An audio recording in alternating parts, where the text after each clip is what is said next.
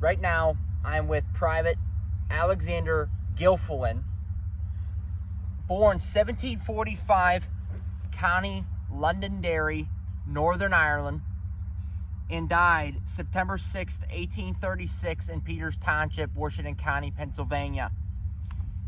He was a Ulster-Scot. Now, many people don't realize this, but Ireland is separated into two parts. There's Southern Ireland, which is now the current Republic of Ireland, and then there's Northern Ireland, which is known as Ulster, okay, the province of Ulster.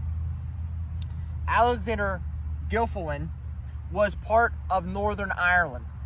I had the pleasure of visiting Northern Ireland last June of 2023 for 2 weeks. I lived there. And I learned about the history and the culture and the meaning of Northern Ireland. What's it mean? What's it about? Well, many of these colonists who came to the United States, or came to the British colonies before the Revolution, many of them, like Alexander here, were Ulster-Scots, but of Presbyterian faith. And as I already reiterated about the Fifes being Scottish Presbyterians, Alexander here was a Ulster-Scot from Northern Ireland who probably had Scottish lineage, ethnicity from 100 years before, but he came to the British colonies to escape the persecution and the discrimination bestowed upon him by the British Crown, the Church of England. So he comes here, settles in the colony of Pennsylvania with religious tolerance, religious freedom. Actually, the colony of Pennsylvania is one of the most tolerant and liberal religious hubs of all the colonies before the Revolution. Many people don't know that. It was very diverse when it came to all religions. So that's why many of these Presbyterians from Scotland, Northern Ireland, and many other parts of Europe descended here before the Revolution to practice their religions freely without disruption or persecution. So he served in the 4th Company, 2nd Battalion, so 4th Company, 2nd Battalion, Pennsylvania Battalion, okay? But it says here in my paper that I've researched the Washington County Militia. I don't know. The marker says something, the research says something. Take it with a grain of salt, but regardless, he served in the American Revolution. But that is a very interesting point. It is a very interesting thing about Alexander here, is that he, like the Fifes, immigrated to the British colonies to escape British persecution, to establish religious freedom and religious prosperity, and also prosperity in general for his family and his descendants, but then has to fight the British, has to fight the English again 15, 20 years later to establish his true independence and his true liberty here, right on this soil in Pennsylvania. To me, phenomenal.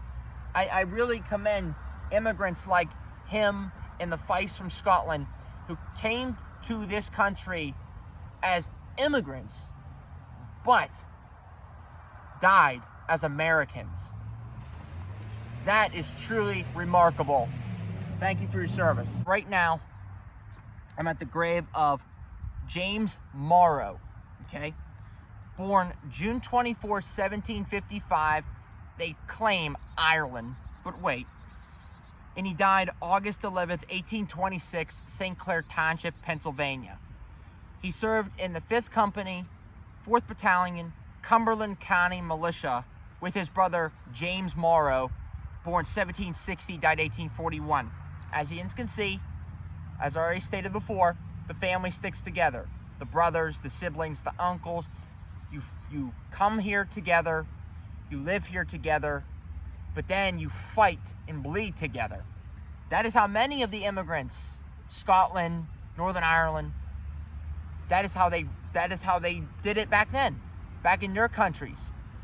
Because you didn't fight the British divided, you fight them unified. So let's give a little pretext about James Morrow here about Ireland, because many Ians might be like, well, if it says Ireland, it's Ireland, dude. What are you talking about? Well, I'll tell you why.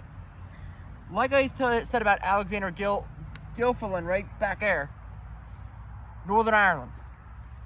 Now, many Indians might say, well, what's the difference? Ireland, Northern Ireland, big differences. Big differences, ladies and gentlemen. This man, I don't think, was born in Ireland. I've seen many times Ulster-Scots coming to the American colonies being labeled Irish. They're Irish. No. Not a Presbyterian. I'm not going to say he didn't have Irish DNA. I'm not going to say he's not ethnically Irish.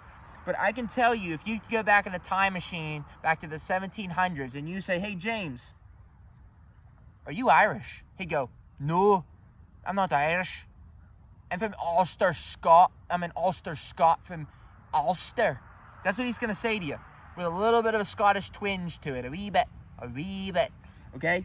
Not to make fun of them in Northern Ireland, but that's the lingo. You don't say, are you Irish? Are you from Ireland? No, I'm not from Ireland. I'm from Ulster.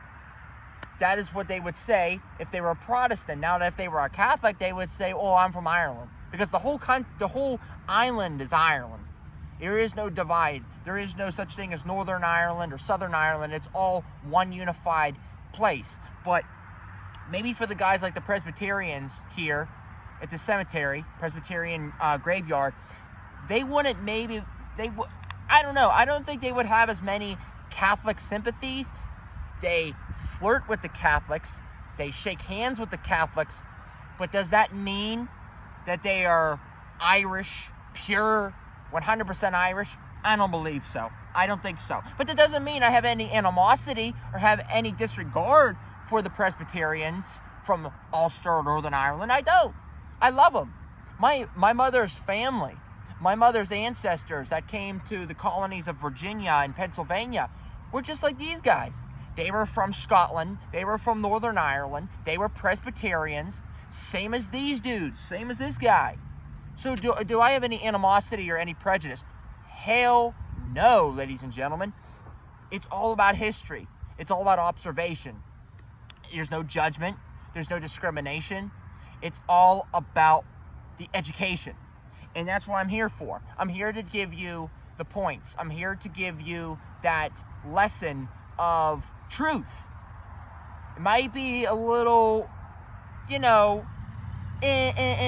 but you can't say he's from Ireland.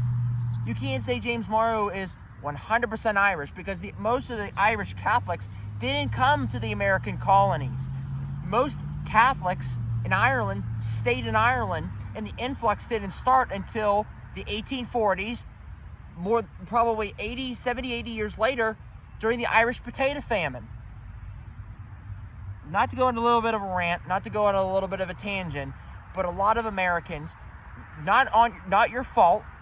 I was raised in a whole different household, but many Americans don't know that. And you just need to know that. I know that sometimes it's a little confusing, it's a little difficult, because that's European history, that's European culture. But as you can see, it came here. Just because it happened over there doesn't mean it's not part of our history or our background either. We have to cherish and be educated on both perspectives, because not only are we Americans, we're also descendants of these guys.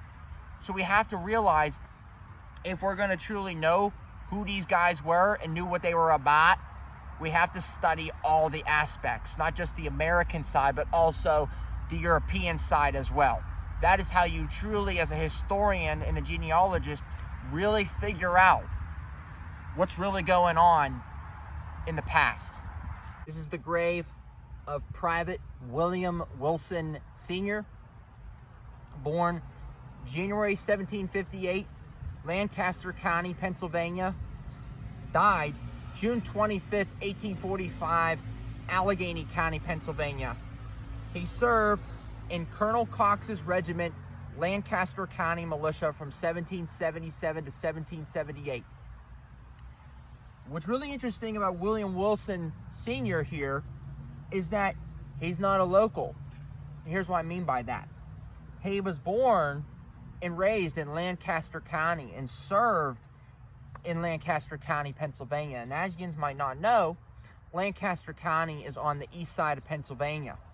So that means that he was a traveler, a migrant. who migrated to Allegheny County. I know that sounds so, don't take it with a grain of salt. He migrated, which he did, like the pioneers. There's a reason why. Many of that part of eastern Pennsylvania during the colonial days in the 1700s, that was very well inhabited by people. Philadelphia, you had the hubs of Philadelphia, and you had middle Pennsylvania and eastward and New Jersey. That was full of people. That was pretty explored and pretty settled.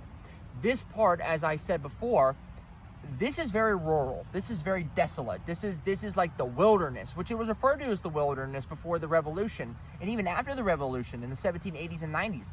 So William Wilson Sr. took a risk by moving out here. Basically, he wanted to acquire probably acreage of land. He probably wanted to escape the hustle and bustle and the congestion of the more inhabited, domesticated parts of eastern Pennsylvania outside of Philadelphia. And he probably wanted to establish himself here in Allegheny County, Pennsylvania. Very interesting stuff right here in Bethel Park, Pennsylvania.